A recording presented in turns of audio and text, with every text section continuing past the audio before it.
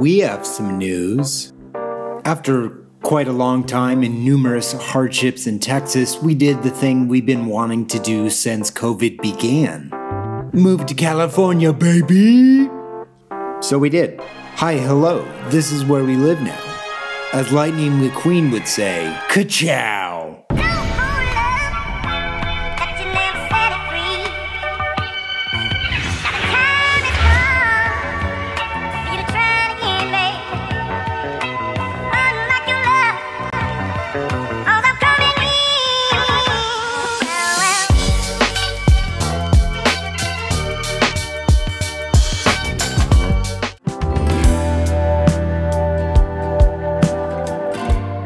"2023 was a horrible year for humanity, conceptually, but a pretty damn great year for movies, but also a terrible year for art as a general concept. It's difficult not to look at this year as one defined by the hype of the looming AI business, I guess is the word I'll use.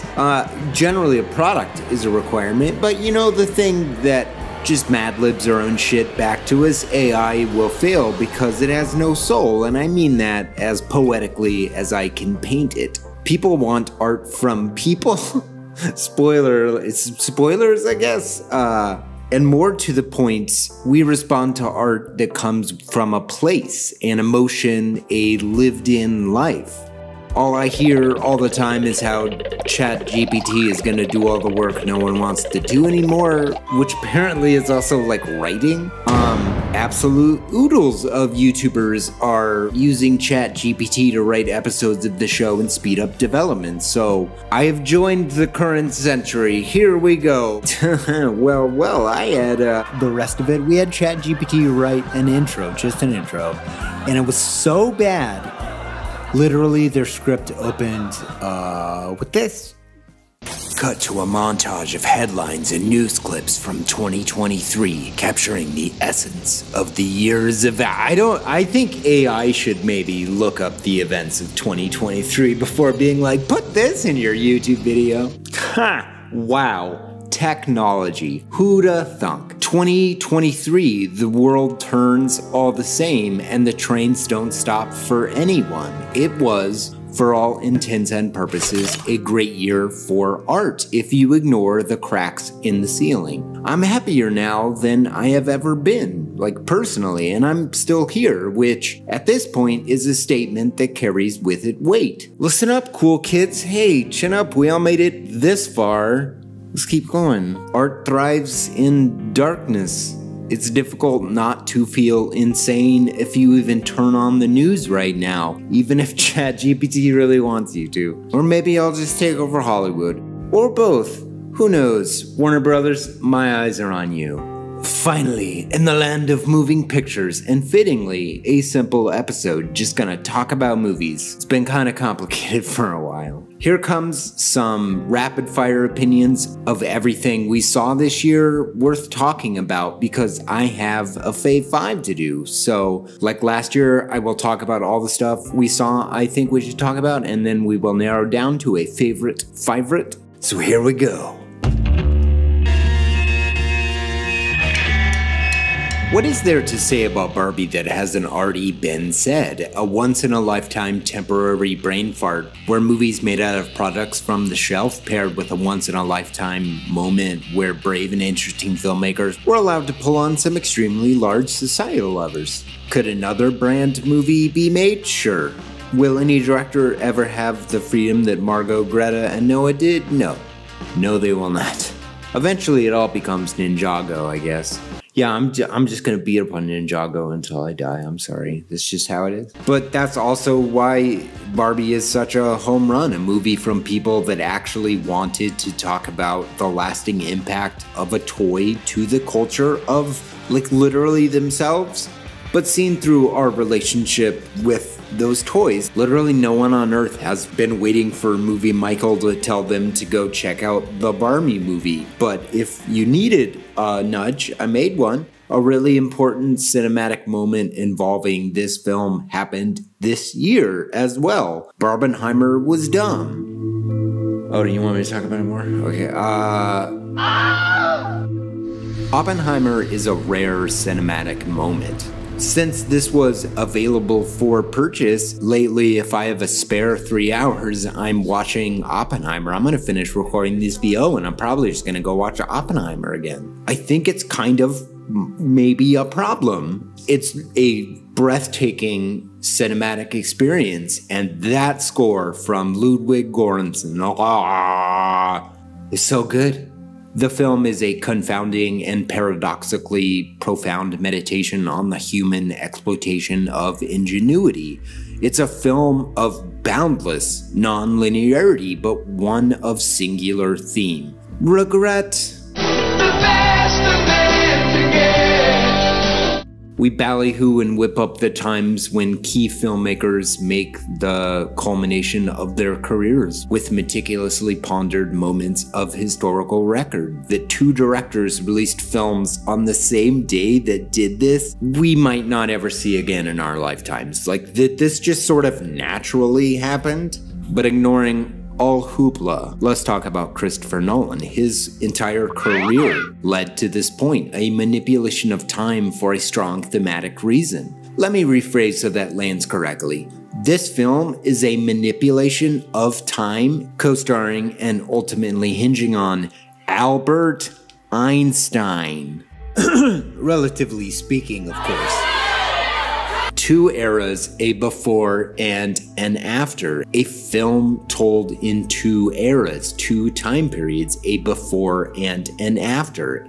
A shifting perspective, but not a shifting perspective in a very like objective versus subject. You know, wait for a full piece. But ultimately, at the end of the day, this is a historical biopic knockout about which cog in the machine we thought we were versus the one we ended up being. And yes, again, if you want a piece on this movie, definitely let us know in the comments. I'd love to go super deep on Oppenheimer. Deepenheimer. I love it like I love Interstellar, so that's probably as fitting a review from me as any. Hey. Next to rock like Mick Foley. It's Nick Joby, kill him softly, play that shit slowly. What haven't I said about the Ninja Turtles that I haven't already said previously in this video right here? They do that. I hope the experience forces a bodacious resurgence of the Turtles 4. This film is a triumph of ridiculous chaos energy. In other words, it's a film about teenagers. I will always show up for the Ninja Turtles because I am a simple, jovial dork. The running, memorable theme of the content explosion known as the streaming wars is the thoughtful artists. We're given access to brands they like and then trusted to execute a vision without a myriad of staunch corporate oversight. You know, like The Flash. I'm gonna bang on The Flash for the rest of my life. Go watch Ninja Turtles. Don't watch The Flash. Ryan Lane was a 2023 romantic comedy, words that feel like sunshine right now, directed by Rain Allen Miller, sometimes a 2-hour escape into something else you know factually will end up pretty great is what you need. A nice little story about 2 people living in this, our reality. They're just trying to make it work. I hate to put too fine a point on this, and maybe I'm just not staying up on the rom-com scene at the local theater, but it was, dare I say, even special to experience something that was really just about giving you an ending that you could take through the rest of your day with you. Remember when you could leave the movie theater and not feel like it's shit? An absolutely perfect little feel-better greeting card kind of a film, and I loved it. Funny, beautiful, great. Check it out.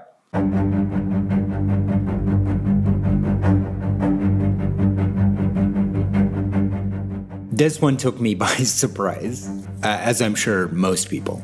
Talk about shifting not only into another gear, but an entirely different vehicle. Also, this vehicle is coming in right under the wire with the move and everything else. It's been tough to catch these award season movies, but let me say, especially based on everything I heard whispered about this film, I wasn't sure what to expect. Saltburn is a new film from promising young woman's director Emerald Fennell. I'll make my view expressively clear. Saltburn is a masterpiece, a lockstep reflection of the sociopathy of the postmodern world. Gary Keegan is a lock in my brain for Best Actor this year, a maelstrom of a character and a performance. A movie about the rot of generational wealth on the human psyche. Look in the background of any scene. These rich people just collect stuff, which is a pretty reasonable thematic interpretation of this film. An absolute knockout. I am now Emerald Fennell's biggest fan. Oh, and a content warning on this one. I missed this level of artistic corrosion within the filmed landscape. A movie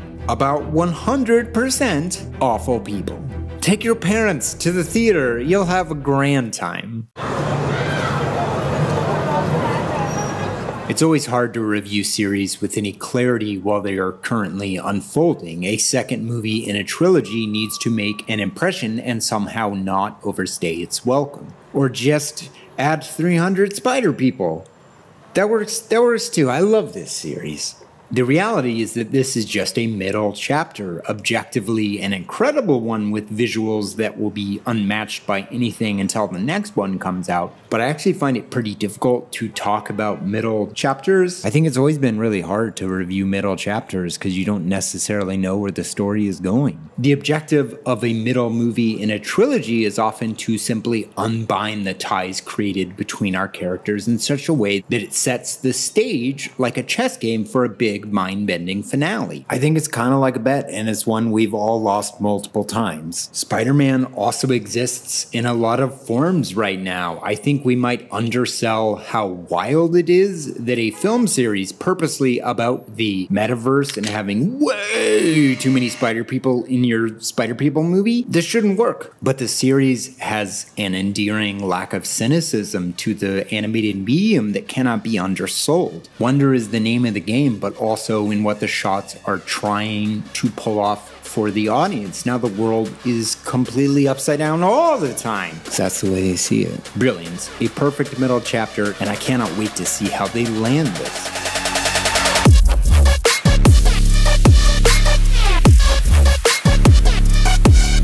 Horror movies need meme films. You know, the thing horror movies do sometimes where they just absorb the zeitgeist into their person. This is not a joke. Megan made a lot of incredibly clever choices to engage a different part of the brain than a purposeful horror film would generally maintain. Like if Child's Play created this particular subgenre, we have a new flag bearer. And this is barely a 2023 movie. It was released on January 6th. Okay. This movie didn't change the world, but it is a solid, damn good time. And in 2023, what more could you ask for? Hey, speaking of damn good times.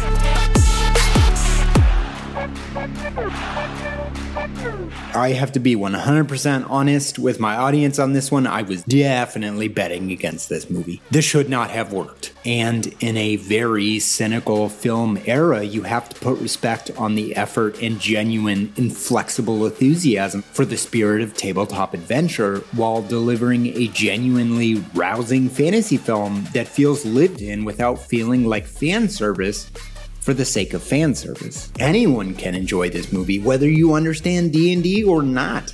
It might even make you want to try out tabletop fantasy of deceptively impossible goals to tackle in a current Hollywood climate hell-bent on exploiting brands like Shang Tsung up in this mug. Shang Tsung win. I am absolutely stunned by this result. We live in uncertain times. Hasbro and Mattel are killing it at the cinema right now. That is very much a sentence that I shouldn't be saying out loud that defines the state of the film industry right now. John Francis Daly. But did you know? Yes, from Freaks and Geeks. And Jonathan Goldstein were the co-directors of this film. You can feel the love for Dungeons and Dragons dripping out of every frame. But that's not the amazing part. Their commitment to telling a good story with some of the best characters seen on screen this year. An absolute joy. I am, however, going to continue betting against Hasbro and Mattel into the future. I'm sorry.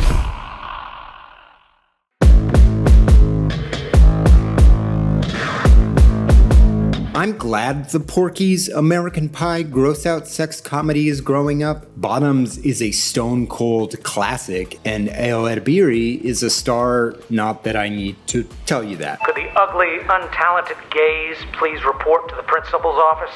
Guess that's you guys. And it was starring and co-written by the Idol's only semi-redeemable character, Rachel Sennett. It is of course directed by Emma Seligman. I love the entire creative ensemble of this movie, very much working to make the sides of your face and stomach hurt from laughing as much as possible. Bottoms is the freshest thing I've seen this year. A riotous time at the movies. Bring friends and probably nachos.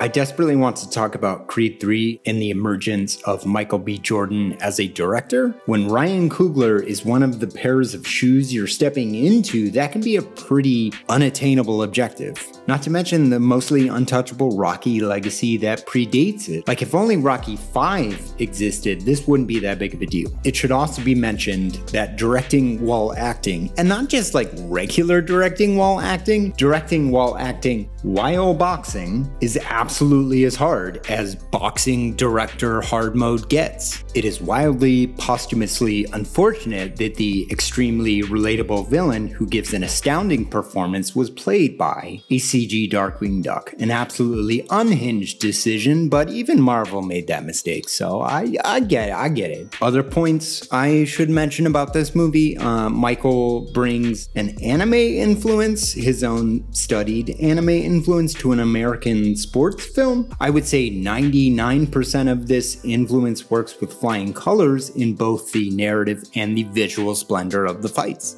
And also, and I think sort of just to add some texture to this conversation, this is the only Rocky-less Rocky movie. A conscious decision according to Jordan, but according to Sly, he passed on the script based on tone. But also, it's the absolute first Rocky-adjacent movie where Sly does not appear. It was apparently too dark for Sly to see the franchise go there, which I think is a little unfortunate and misguided, but we'll just kind of let that go into the breeze. Sly, live your life, buddy. It's a fair play. You don't have to be in movies you don't want to. It is also one of the most emotionally engaging Rocky films, which I think can also not be overstated. Anyway, check it out. I really liked it.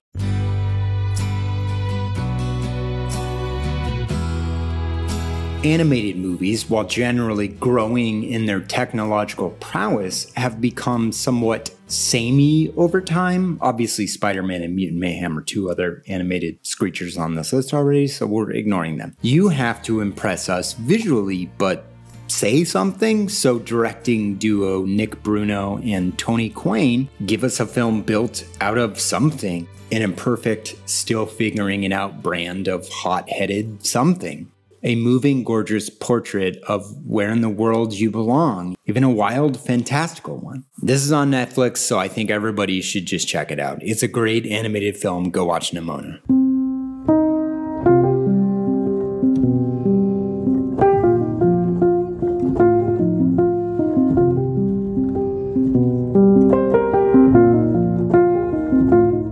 This is a film that will take the wind out of you.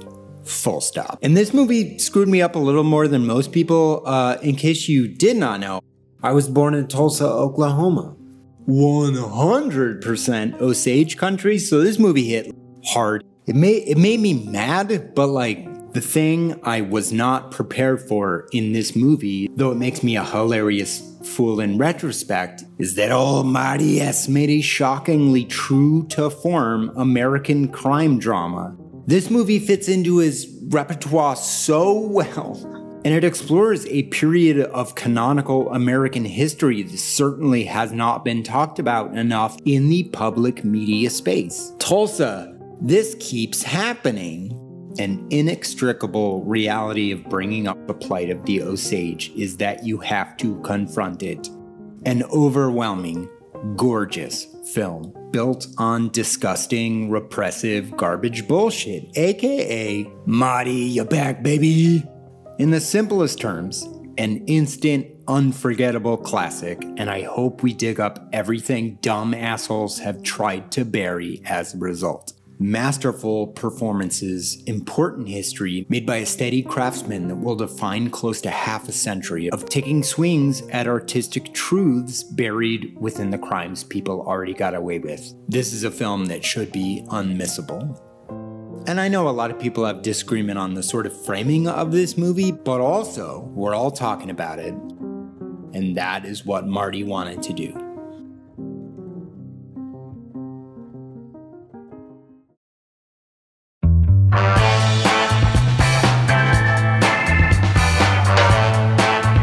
They Clone Tyrone is directed by Jewel Taylor, the screenwriter of Shooting Stars and hilariously given this list, Creed 2. Directing from a screenplay he also wrote, They Clone Tyrone is a mountain of jokes, but in a year where movies left me in a stupor after watching them, TCT did something that few films this year managed to do. The cast of this film is doing career best work, but John Boyega gives a sense of despondency to Tyrone that is unshakable. I'm still thinking about it like most of the year later. How do you live a life you know to be doomed? You tear it all down. That's what. Jamie Foxx, career standout. Teyonah Parris, career standout. A film that remembers movies are supposed to challenge our approach and understanding of art. A knockout. Watch it immediately. This movie absolutely entranced me. Don't even ask anyone you know what the genre of this film is going in. Just let Boyega paint a wonderful, nuanced portrait right in front of your eyes. They Clone Tyrone absolutely cooks.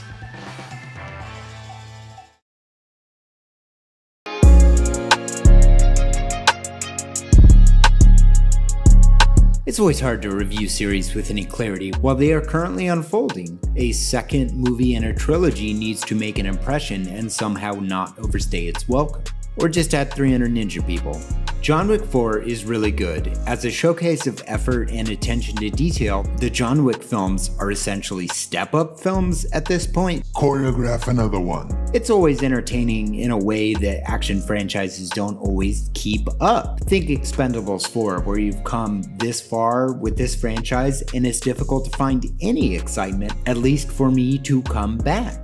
Though, and without getting into spoilers, which definitely let me know in the comments if you want a full-on video essay for 4, I have quite a few thoughts here. Like the whole sports car of this franchise is starting to spin its wheels a little bit. The action and stunt work is industry leading, but I think the story and characters are possibly getting a little long in the tooth, which doesn't even take a second to dwell on the fact that they already announced Part 5. Middle chapters. Get you every time. I really liked it. I just don't know if I'm still on the roller coaster. Let me know in the comments if I'm still on the roller coaster.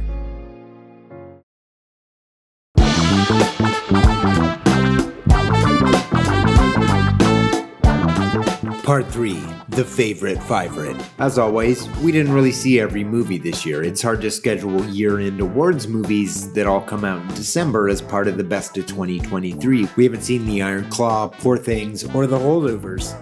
But I like picking favorites. And as far as cinematic level 9000 difficulty, I believe it's impossible to ignore. Given that I've already done a Barbie episode, let's go ahead and reveal the first spot on the list of the Fave Five is Barbie. And while we're here, let's go ahead and reveal the second one, which is Oppenheimer.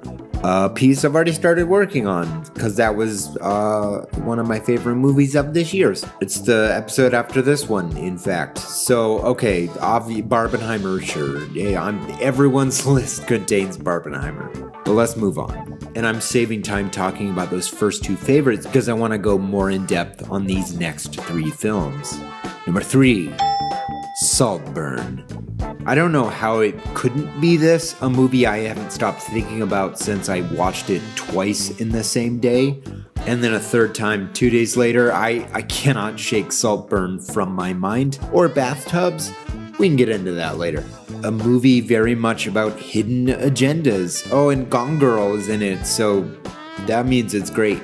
Not sure there's much more you need to know. A movie exclusively about people in troubling headspaces, though money is certainly playing the most sizable piece of the hate pie here. As stated earlier, I am definitely Emerald Fennell's biggest fan, so I'm there opening day on whatever she makes. A banger. Number 4 is Killers of the Flower Moon. I feel like this wasn't that much of a surprise, but I haven't really talked about Martin Scorsese all that often on this show. I did that Hugo episode, a stone cold banger, back in the day, but he hasn't really crossed the show's path that much. Well, let's go ahead and fix that. I'm relatively sure I do not want to do a full episode on this movie. I find it troubling to try and find an avenue of approach that doesn't take a long time taking into account the criticisms of this movie's framing not being more squarely about the Osage people. And I agree optically, but this isn't a mystery movie. It's a crime drama about a real crime. And you ain't getting starkly contrasted illustrations of good and evil here. You get in the gruely grays. But consider this as well, Martin Scorsese's main characters aren't heroes. Shit, I'd even be willing to bet this is the Scorsese movie where Robert De Niro kills the least number of people. There's a free video essay idea, The Body Count of Scorsese. A movie about how money ruins almost everything, which, as an artistic statement from within the current film landscape, is saying a hell of a lot. A true American crime curse of a movie. Everyone should know this. And the 5th and final pick on my Fave Five, though by no means the least, they cloned Tyrone. John Boyega was always a star. You can watch Attack the Block right now. In fact, hey, go watch Attack the Block right now. This being a movie about 3 actors who have had hardships in their career for different reasons coming together to form a supergroup of characters that should be in every movie. They Clone Tyrone is essentially buck wild Pulp Fiction. There's my review. There it is. Come for the stellar across-the-board performances and stay for the absolutely bananas everything else about this movie. They Clone Tyrone is a perfect weekend watch. And with that, our picks for our favorites of 2023 has come to an end. I should get started on that Oppenheimer episode. To all of you out there in radio listener land, happy, hopefully, 2024. Peace. Hey, and just real quick, if you like what we do and want to support the channel, you can go to patreon.com/movieswithmikey and sign up for any of our tiers. They're all great, where you get early access to all of our videos before they hit YouTube. You even get access to the Nebula cuts, which are ad-free. We also have a fun Discord server, and you can come hang out with us. We'd love to see you.